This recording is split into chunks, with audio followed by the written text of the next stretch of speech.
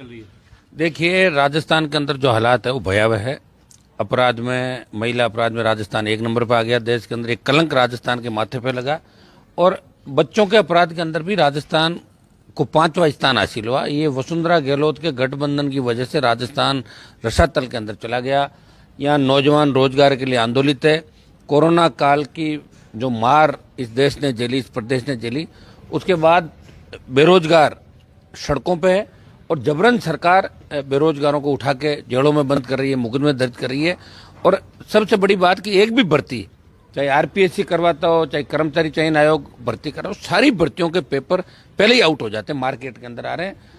राजस्थान, बिहार और उत्तर प्रदेश से ज्यादा बदनाम राज्य हो गया। जब एक जमाने में यूपी बिहार बदनामी होती थी कि वहाँ भर्तियां सही नहीं होती, वहाँ जो जिस तरह का नकल के गिरोह थे, वो सारा काम इस राजस्थान के अंदर हो गया। अपराधियों का ऐसा राजस्थान हो गया।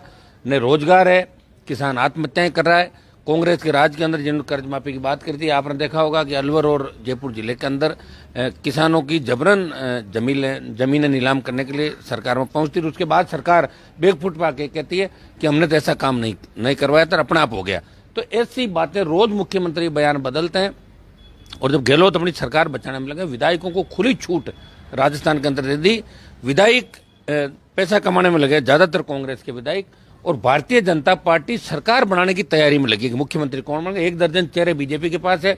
विपक्ष की भूमिका अगर राजस्थान में कोई निभा रहा है तो राष्ट्रीय लोकतांत्रिक पार्टी राजस्थान में किसान, जवान, तमाम मुद्दों को लेके, तमाम वर्गों को लेके, चाहे राज्य का मुद्दा हो, चाहे दिल्ली का मुद्दा हो, एनडीए हमने छोड़ी तो किसानों के लिए तीनों बिल वापस कराने को लेकर आरएलपी पार्टी ने एनडीए का साथ छोड़ा और तीनों किसानों कृषि बिल वापस दिल्ली की सरकार को लेने पड़े। और अब जोधपुर के अंदर हम बड़ी रैली करना चाहते थे, क्योंकि कोरोना के अंदर जनवरी माह का हमारा टाइम था। लेकिन कोरोना काल के अंदर जब सरकारों ने ये कह दिया कि भाई अब आप रैलियां वगैरह नहीं कर सकते, तो हमें लोगों के स्वास्थ्य की चिंता ज्यादा, इसलिए हमने रैली को स्थगित किया। और आगामी दिनों के अंदर जोधपुर से हम नई शुरुआत करेंगे। किसानों की संपूर्ण कर्ज माफी, फ्री बिजली, टोल मुक्त राजस्थान, बेरोजगारों को रोजगार, मजबूत लोकायुक्त राजस्थान के अंदर बने, इसको लेकर राष्ट्रीय लोकतांत्रिक पार्टी का गठन जिन हुंकार रैलियों के बाद इस राजस्थान में व्यवस्था परिवर्तन को लेकर हुआ था, उन पे हम हमारी बात पे वचनबद्ध है और राजस्थान को नया फ्रंट भी देंगे। नया मोर्चा, जो थर्ड फ्रंट की हम बात करें, ये पहला मोर्चा राजस्थान के अंदर होगा। हमारी तैयारी जोरदार ढंग से राजस्थान के अंदर चल रही है। नौजवान लगे हुए हैं। हर जाति का नौजवान ये चाहता है कि राजस्थान में बदलाव हो, और बदलाव निश्चित है राजस्थान के अंदर। लोग ये कह रहे हैं कि अशोक गहलोत के प्रति हनुमान बेनीवाल थोड़ा नरम रूप अपना रहे हैं और केंद्र में मोदी जी के खिलाफ, क्या यह सच्चाई है? मैं अशोक गहलोत के उतना ही खिलाफ हूं जितना केंद्र में मोदी के खिलाफ हूं। मैं उनको कोई व्यक्तिगत, मेरा जमीन का झगड़ा नहीं दोनों से। मैं राजस्थान के अंदर आम आदमी, गरीब आदमी, किसान का राज चाहता हूँ। बेमुक्त, भ्रष्टाचार मुक्त राजस्थान हो, ये आरएलपी पार्टी चाहती है। इसको लेकर तीनों विधायक मेरे विधानसभा के अंदर राजस्थान को बचाने के लिए संघर्ष कर रहे हैं। और मैं दिल्ली की सबसे बड़ी पंचायत के अंदर, चाहे ईस्टर्न कैनाल का मुद्दा हो, जिसको राष्ट्रीय सिंचाई परियोजना घोषित करने की बात हो, चाहे टिड्डी से देश के किसानों को विशेष पैकेज की बात हो, या राजस्थान के अंदर नई रेलवे लाइन, नए एयरपोर्ट, नए उद्योग दिल्ली कैसे लगे, विशेष राज्य के दर्जे की बात हो, एक ही सांसद बोलता है, नागौर का सांसद। राजस्थान के मान और सम्मान की लड़ाई देश की सबसे बड़ी पंचायत में करार। प्रदेश के अंदर भी तीनों आरएलपी के विधायक, जहां बीजेपी कांग्रेस हाथ मिला लेती है, चाहे परिवहन घोटाला हो, दूसरे घोटाले हो, जहां बीजेपी कांग्रेस ने हाथ मिलाया, वहां आरएलपी पार्टी खुल के आम जन की बात को दिल्ली तक, केंद्र तक और इनके कानों में डाली। सबसे पहले राष्ट्रीय लोकतांत्रिक पार्टी आम आदमी, गरीब आदमी की लड़ाई सड़क से लेकर विधानसभा और लोकसभा तक लड़ रही है। 2023 में अकेले चुनाव लड़ेंगे क्योंकि ओवैसी की एंट्री हो रही है। लोग ये कह रहे हैं कि हनुमान बेनीवाल को किसी न किसी से हाथ मिलाना पड़ेगा। क्या ओवैसी के साथ जाना चाहेंगे? अभी 2023 दूर है और जब जोधपुर की रैली हमारी हो जाएगी उसके बाद हम तय करेंगे। वैसे मेरा मन राजस्थान के अंदर अकेले चुनाव लड़ने का है कि राष्ट्रीय लोकतांत्रिक पार्टी किसी, देखिए गठबंधन कई जगहों पे देश के अंदर गठबंधन भी हुए, लेकिन गठबंधन ज्यादा कामयाब नहीं हुए देश के अंदर, क्योंकि गठबंधन जो होता है वो 4-6 महीने के अंदर सड़क पे आ जाता है। फिर लोग गठबंधन करते हैं, फिर किसी तीसरे के साथ जाते हैं। मेरा प्रयास यही रहेगा कि मैं राजस्थान के मुस्लिम, जहाँ ओवैसी की बात आप करो, निश्चित रूप से मुसलमानों की वो पैरवी करते हैं, लेकिन मैं चाहता हूँ राजस्थान का मुस्लिम आरएलपी पार्टी के साथ जुड़े, क्योंकि आरएलपी तमाम नौजवानों की, किसानों की और व्यवस्था परिवर्तन का आगाज करने वाली पहली किसान के बेटे की पार्टी है। तो हमें पूरा भरोसा है कि राजस्थान का मुसलमान राष्ट्रीय लोकतांत्रिक पार्टी के साथ वैसे ही खड़ा हो जाएगा। हमें किसी गठबंधन की आवश्यकता नहीं पड़ेगी राजस्थान के अंदर। सचिन पायलट के प्रति तो आपका नर्म रुख है। मेरा तो हर उस आदमी के प्रति नर्म रुख है जो वसुंधरा और गहलोत के खिलाफ है, मैं उनके साथ हूँ। सरकार का 3 साल का कार्यकाल पूरा हो चुका है। अक्सर ये माना जाता है कि किसी भी सरकार के 3 साल निकलने के बाद उल्टी गिनती शुरू हो जाती है।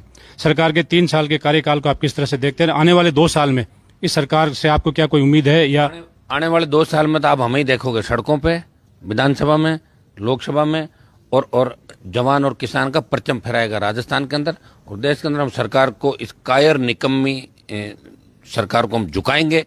किसान का कर्जा माफ कराएंगे, फ्री बिजली कराएंगे, बच्चों को रोजगार दिलाएंगे और जो अपराध बढ़ रहा है राजस्थान का, इसको रोकने का भी पूरा प्रयास आने वाले 2 साल के अंदर राष्ट्रीय लोकतांत्रिक पार्टी विपक्षी भूमिका पहले भी निभा रही है और आगे भी निभाएगी।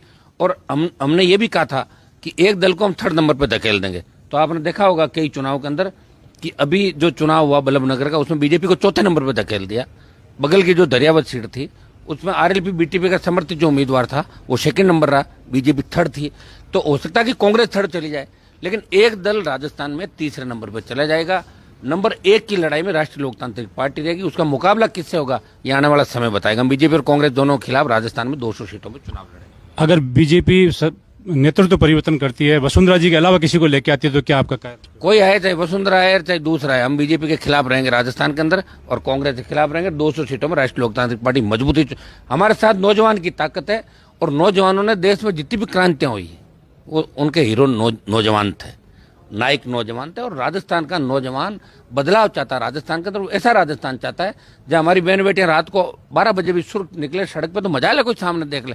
वो ऐसा राजस्थान चाहता है कि थाने तहसील कचहरी में आम आदमी, गरीब आदमी जाए, उसका मान और सम्मान हो, बेरोजगार से तंग आके कोई आत्महत्या नहीं करे, डिग्री से पहले रोजगार की गारंटी हो, नदियों को जोड़ के प्रत्येक खेत के अंदर सिंचाई का पानी आए।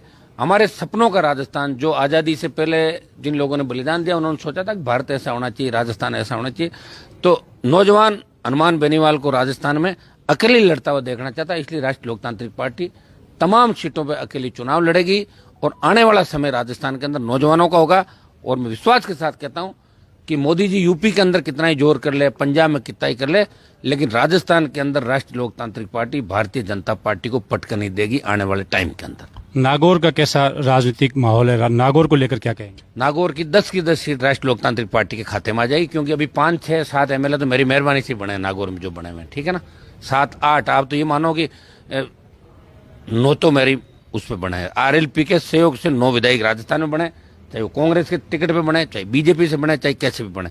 हाँ, एक व्यक्ति के खिलाफ मैं प्रचार करने गया था लाडनू के अंदर, वो सीट हमारी नहीं आई थी और जाइल के अंदर हम 2nd नंबर पर रहते और बाकी 8 जगह नागौर के अंदर हनुमान बेनीवाल ने राजस्थान में दूसरी जगह ध्यान दिया, कहीं न कहीं कि कोई न कोई सहयोग से बना।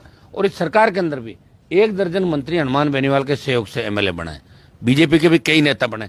उस समय हमारे पास संसाधन नहीं थे, उस समय हमारे पास समय कम था। हम ये चाहते थे किसी न किसी तरह इस राजस्थान के अंदर 3rd फ्रंट की एंट्री हो, इसलिए 57 सीटों पर उम्मीदवार लड़ाए, 49 जगह मैंने प्रचार भी किया, 25 से ज्यादा सीटों में अच्छे वोट राष्ट्रीय लोकतांत्रिक पार्टी ने लिए।